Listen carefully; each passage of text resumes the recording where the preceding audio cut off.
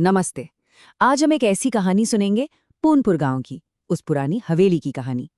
देखिए, ये कहानी शुरू तो होती है एक भूत प्रेत की अफवाह से, पर इसका अंत एक ऐसी इंसानी ट्रेजेडी पर होता है जिसके बारे में किसी ने सोचा तक नहीं होगा।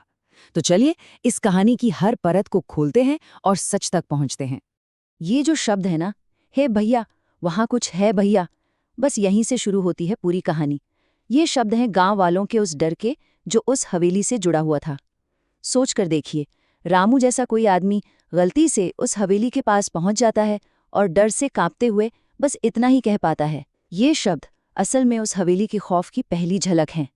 तो बात हो रही है पूननपुर गांव की। बहुत ही खूबसूरत गांव था, मतलब हर तरफ हरियाली, सुकून। लेकिन इस सारी खूबसूरती पर एक दाग था, एक साया, उस पुरानी हवेली का। ये कोई ऐसी वैसी जगह नहीं थी। ये वो जगह थी जिसके पास से गुजरने में भी लोगों की रूह कांप जाती थी। एक ऐसा खौफ जो न जाने कितनी पीढ़ियों से गांव वालों के दिलो दिमाग में घर कर चुका था। अब ये डर ऐसे ही नहीं था, इसकी एक वजह थी। गांव में कहानियां चलती थी एक अजीब सी बुढ़िया की, जिसके सफेद बाल हमेशा खुले रहते थे। लोग कहते थे कि रामू और स्वामी जैसे कुछ लोगों ने तो उसे अपनी आंखों से देखा भी है, और उनके लिए वो कोई इंसान नहीं थी, बिल्कुल नहीं। वो एक आत्मा थी, एक अनजाना सा खतरा जो उस हवेली में रहता था। तो कई सालों तक गांव में बस यही डर का माहौल बना रहा, सब कुछ वैसा ही चलता रहा। लेकिन फिर कहानी में आता है एक ट्विस्ट, एक नया मोड़। गांव में 4 अजनबी आते हैं और उनके आने से ये जो डर की कहानी थी ना, ये अचानक से लालच की कहानी बन जाती है। सब कुछ बदल जाता है। तो कौन थे ये लोग? ये थे राजीव, उसकी पत्नी रिया और उसके 2 भाई रमन और प्रेम। इन लोगों ने गांव वालों के सामने आकर सीधा सीधा ऐलान कर दिया कि भाई हम इस हवेली के वारिस हैं और इसे बेचने आए हैं। गांव वालों ने बहुत समझाया, चेतावनी दी, पर इन लोगों ने क्या किया? उनकी सारी बातों को अंधविश्वास कहकर हवा में उड़ा दिया। उनके लिए ये सब बकवास थी। खैर, ये लोग पहुंच जाते हैं हवेली और वहां उनका सामना होता है उसी बुढ़िया से जिसके किस्से उन्होंने सुने थे। लेकिन यहाँ कुछ अजीब होता है। वो बुढ़िया उन्हें डराती नहीं, बल्कि एक ऐसी बात कहती है जो उनके सारे प्लान, सारे इरादे पलट कर रख देती है। वो कहती है, मैं एक खजाने की रखवाली कर रही हूँ, एक ऐसा खजाना जो मैंने कई साल पहले इसी हवेली में छुपाया था। बस ये एक लाइन उनके लिए सब कुछ बदल देती है। और बस यही वो पॉइंट है जहां 2 बिल्कुल अलग अलग दुनियाएं, 2 अलग अलग सोच टकराती हैं। एक तरफ है गांव वाले, जिनके लिए वो हवेली डर, आत्मा, खतरे का दूसरा नाम है, और दूसरी तरफ हैं ये नए लोग, जिनके लिए अब वही हवेली पैसा, खजाना और जिंदगी बदलने का एक गोल्डन अपॉर्चुनिटी बन चुकी थी। खजाने का नाम सुनते ही गेम ही पलट गया। सिर्फ वो 4 लोग ही नहीं, बल्कि गांव वाले भी इस तरफ खिंचे चले आए। सोचने वाली बात है, हिस्से के लालच में जो लोग कल तक उस हवेली के नाम से भी डरते थे, आज उसी हवेली में खजाना ढूंढने के लिए तैयार थे। डर पर लालच हावी हो गया था। तो शुरू हुई खजाने की खोज। घंटों तक हवेली का कोना कोना छान मारा, पर कुछ नहीं मिला। सब थक हार चुके थे कि तभी रामू की नजर हवेली के पिछले हिस्से में एक गिरी हुई छत पर पड़ी। सबने मिलकर मलबा हटाया तो नीचे से एक पत्थर का स्लैब निकला। उसको हटाया तो एक तहखाने की सीढ़ियां, और उस अंधेरे सीलन भरे तहखाने में सबको मिला एक भारी सा लोहे का संदूक। मंजिल सामने थी। सोचिए वो सीन, सबकी सांसें रुकी हुई हैं, आंखें उस संदूक पर टिकी हैं, और वो बुढ़िया, वो उसे मेरा खजाना कह के झूम रही है। सबके दिमाग में एक ही सवाल घूम रहा था, आखिर है क्या इस संदूक में? ऐसा क्या है जिसे ये औरत सालों से अपना सबसे कीमती खजाना बता रही है? और फिर संदूक खुला, और अंदर जो था वो किसी की उम्मीद से परे था। ना सोना, ना चांदी, ना हीरे जवाहरात। अंदर था एक बच्चे का कंकाल।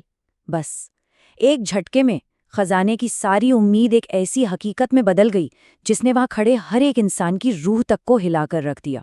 तो अब एक नया सवाल खड़ा हो गया था, ये कंकाल किसका है? और सबसे बड़ा सवाल, ये बुढ़िया इसे अपना खजाना क्यों कह रही है? इस भयानक सच के सामने आने के बाद उस औरत ने, गौरी ने, आखिरकार अपनी चुप्पी तोड़ी और उस दर्दनाक कहानी को बयान किया जो सालों से उस हवेली की दीवारों में कैद थी। पता चला कि उस बुढ़िया का असली नाम गौरी है, और गौरी हमेशा से ऐसी नहीं थी। एक वक्त था जब वो इसी हवेली में एक खुशमिजाज, हंसती खेलती बहू हुआ करती थी। लेकिन फिर उसकी जिंदगी ने एक ऐसा मोड़ लिया जो एक बुरे सपने से भी ज्यादा भयानक था। एक ऐसा दुख जिसकी हम कल्पना भी नहीं कर सकते। ये सब शुरू हुआ जब गौरी ने एक बेटी को जन्म दिया। बस यही उसका गुनाह बन गया। बेटे की चाहत में उसके अपने परिवार ने उसे ताने दिए, दुत्कार दिया। बात यही नहीं रुकी, उसके पति ने एक तांत्रिक के कहने पर अपनी ही मासूम बेटी की उसी तहखाने में बलि दे दी। जब गौरी को इस दरिंदगी का पता चला तो उसके अंदर की मां जाग गई। गुस्से और दुख में उसने अपने पति और इस गुनाह में शामिल हर शख्स को मार डाला, और उसके बाद उसने अपनी बेटी की हड्डियों को उस संदूक में बंद किया, और बस उसी दिन उसने गम में अपना मानसिक संतुलन हमेशा के लिए खो दिया। तो अब समझ में आया कि वो उसे खजाना क्यों कहती थी। उसके लिए वो संदूक में रखी सिर्फ हड्डियां नहीं थी, वो उसकी बेटी थी, उसका अनमोल खजाना, जिसे वो अब इस जालिम दुनिया से हमेशा के लिए महफूज रखना चाहती थी। ये एक माँ के टूटे हुए दिल की पुकार थी, जिसने अपने गम को संभालने का ये दर्दनाक तरीका ढूंढ लिया था।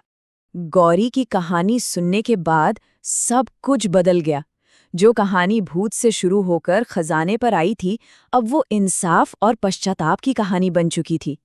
अब कहानी का आखिरी हिस्सा शुरू होता है, जिसमें तय होना था उस हवेली का और वहां मौजूद लोगों का भविष्य। अब राजीव को देखिए, सोने चांदी के सपने देख रहा था और हाथ में आई सिर्फ हड्डियां। गुस्से से लाल होकर वो उस संदूक को जोर से लात मार देता है, और बस ये देखकर गौरी के अंदर की माँ का सब्र टूट जाता है।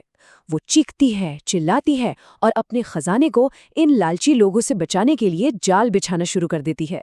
राजीव अपनी चाल चलता है। वो पुलिस को बुला लेता है, गौरी को पागल साबित करके रास्ते से हटाने के लिए। पर प्लान उल्टा पड़ जाता है। पुलिस आती है, लेकिन वो गौरी की हालत देखकर उसकी बात पर ध्यान देती है और राजीव से पूछती हैं, भाई आप मालिक हो तो कागज दिखाओ। कागज थे ही नहीं, और आखिरकार उन सबको सच उगलना पड़ा। उन्हें मानना पड़ा कि वो धोखेबाज हैं जो हवेली पर कब्जा करने आए थे। जब पूरा सच सामने आया तो गांव वालों ने जो किया वो काबिले तारीफ था। उन्होंने एक कम्युनिटी की तरह अपनी जिम्मेदारी समझी। सबसे पहले उस मासूम बच्ची का पूरे रीति रिवाज से अंतिम संस्कार किया। फिर गौरी को बेहतर इलाज के लिए एक मेंटल हेल्थ फैसिलिटी में भेजा गया, और सबसे बड़ी बात, उन्होंने मिलकर फैसला किया कि उस डर की निशानी, उस हवेली को लड़कियों के एक स्कूल में बदल देंगे। और आज उसी हवेली के बाहर एक बोर्ड लगा है, गौरी कन्या विद्यालय।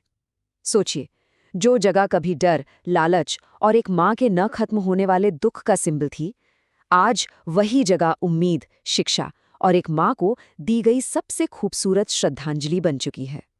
ये कहानी हमें यही सिखाती है कि हर अफवाह, हर डरावनी कहानी के पीछे अक्सर एक ऐसा सच छिपा होता है जिसे सुना जाना बहुत जरूरी है।